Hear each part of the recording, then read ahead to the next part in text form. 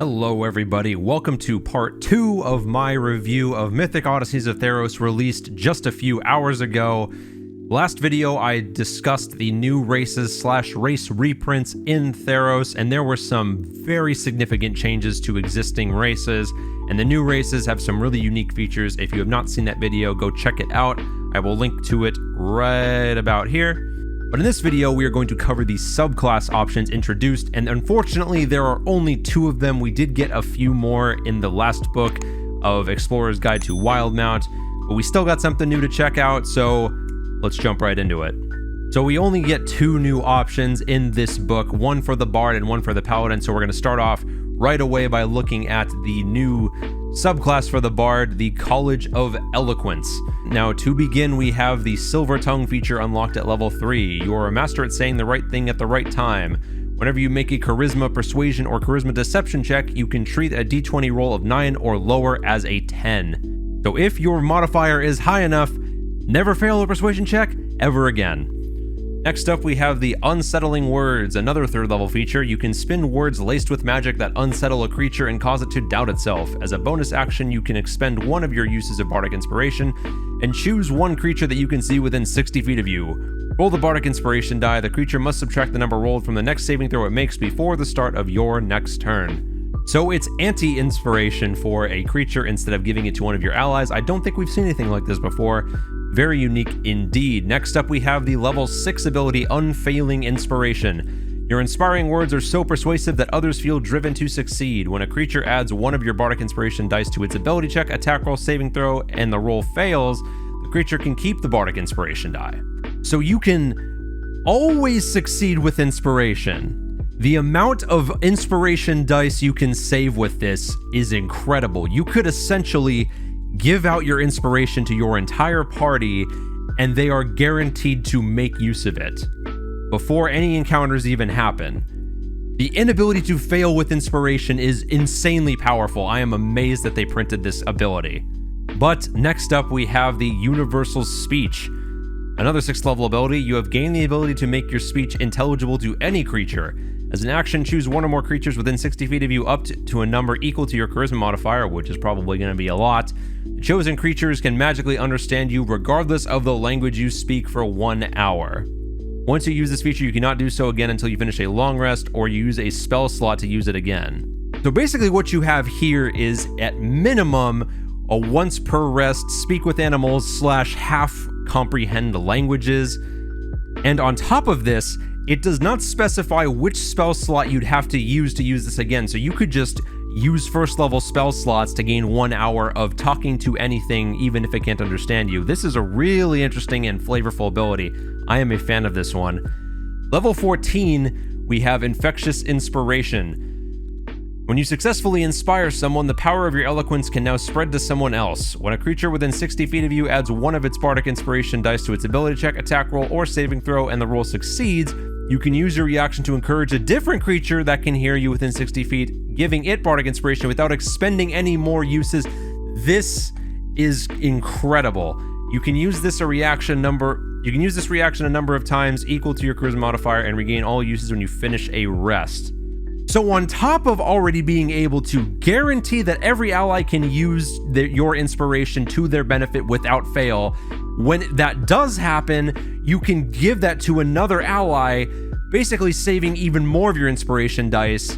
Now, on top of this, it doesn't say that the creature who gets the inspiration die after the first one can't also give it to another party member. So you could essentially bunny hop the same Bardic Inspiration die from one member to another, and again, always guaranteeing it succeeds because it never gets expended regardless. You could basically just use your Bardic Inspiration one time and everybody around you can use it without fail. This subclass is insane. The power level on this is nuts. Being able to basically guarantee your allies success this frequently without expending almost any of your dice as your core ability, this is insane. I am amazed that they printed this class, and it's going to be so fun to try this out in a home game.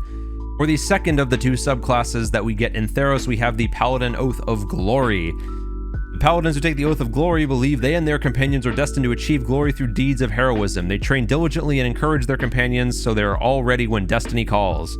Starting right off the bat with the first level 3 ability, we get the Oath spells. For the Oath of Glory, you get Guiding Bolt. You get Guiding Bolt. You get Guiding Bolt at level 3.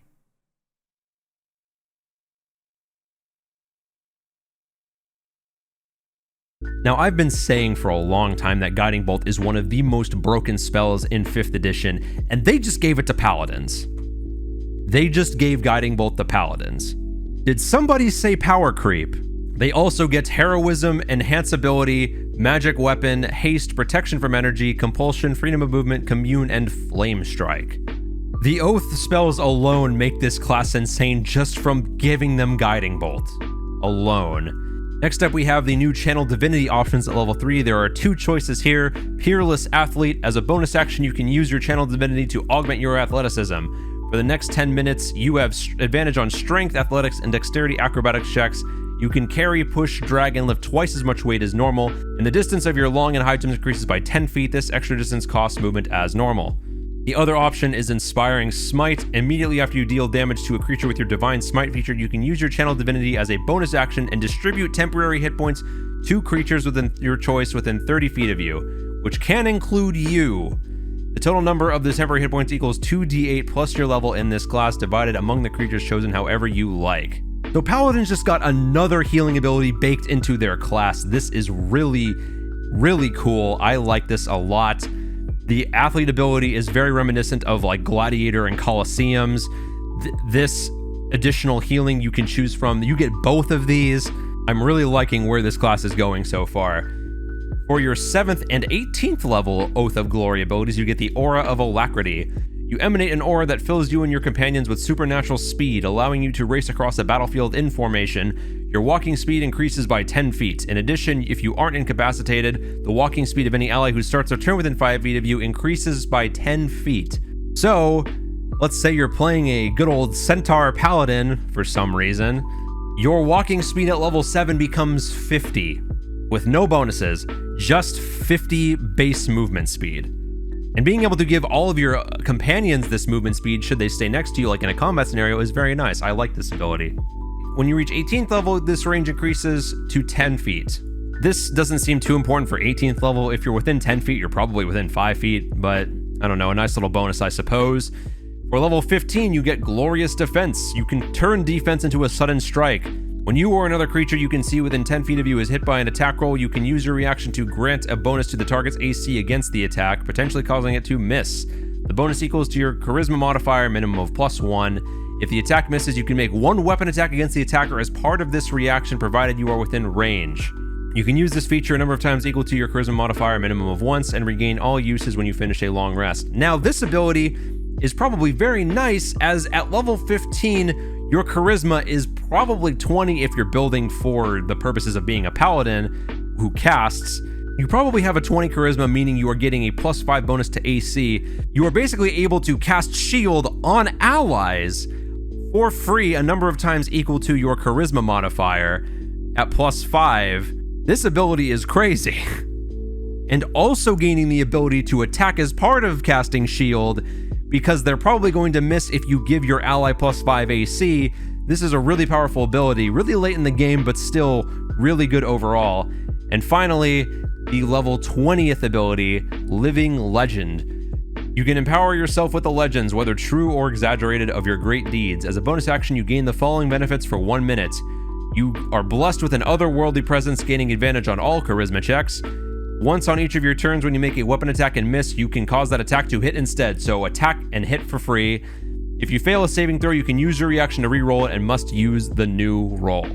Once you use this feature, you cannot do so until you finish a long rest, unless you expend a 5th level spell slot to use it again. So, basically, guaranteed hit, saving throw at advantage, and advantage on charisma checks, which I don't think is what you would really use this for, but the auto hit and advantage on saving throws alone make this a very nice ability, especially when you get to level 20 and you can add a lot of dice onto your Divine Smite, which will automatically hit, by the way, This is very reminiscent of the Avatar-like feature that the Oath of Vengeance Paladin got, but honestly, maybe a little bit better just because of the utility and damage dealing you can do with this.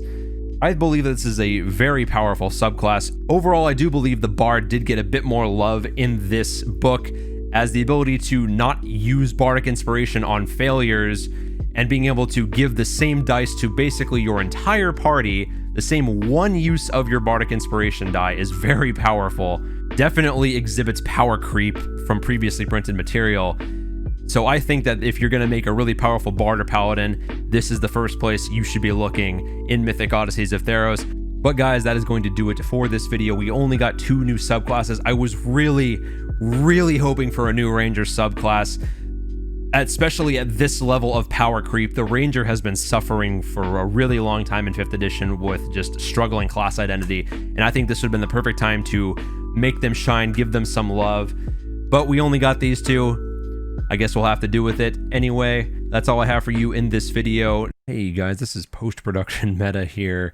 I was so focused on getting these first 2 Theros videos that I completely forgot to give the shout out and thank you to all of you guys for 100 subscribers on the YouTube channel. I know it may not seem like much, but because we hit 100 subs, now I get a custom link on YouTube, youtube.com/metamagics, and that is a massive deal to me. So thank you guys so much for the subscribing and all of the likes and support you've shown on these videos.